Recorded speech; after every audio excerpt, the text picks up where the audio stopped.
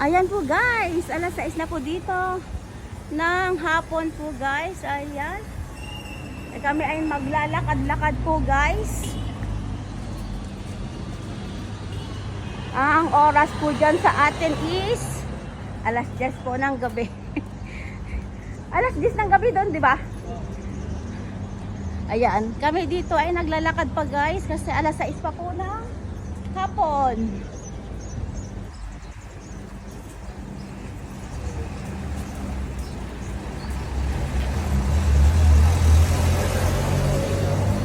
Ganito yung ano po natin dito guys.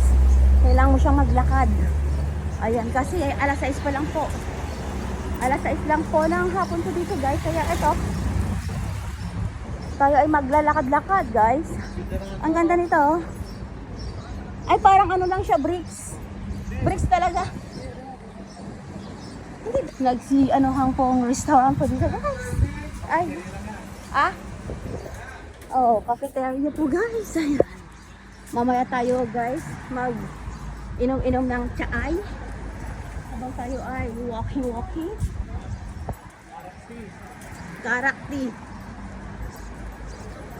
Hindi, pag karakti ba yung ang lasa ng karakti tapos yung tsaay? Magkaiba, bakit?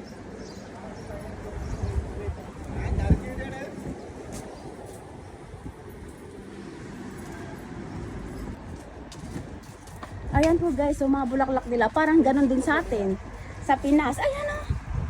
Ayan. O, mayroon akong ganito guys. Eto. Parang sa Pinas din lang, no? Eto, mayroon din tayong ganito guys. Bougainvillea, ayan. And then eto. Ayan, ang ganda siya. Ayan, totoong bulaklak po yan guys.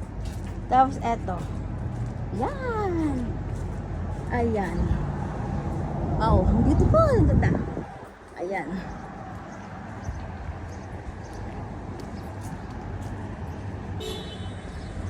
Ayan po guys. Tuloy natin ang ating paglalakad. Nahinto tayo sa ating paglalakad dahil nakakita tayo ng bulaklak na napakaganda guys. Ayan ang haring araw.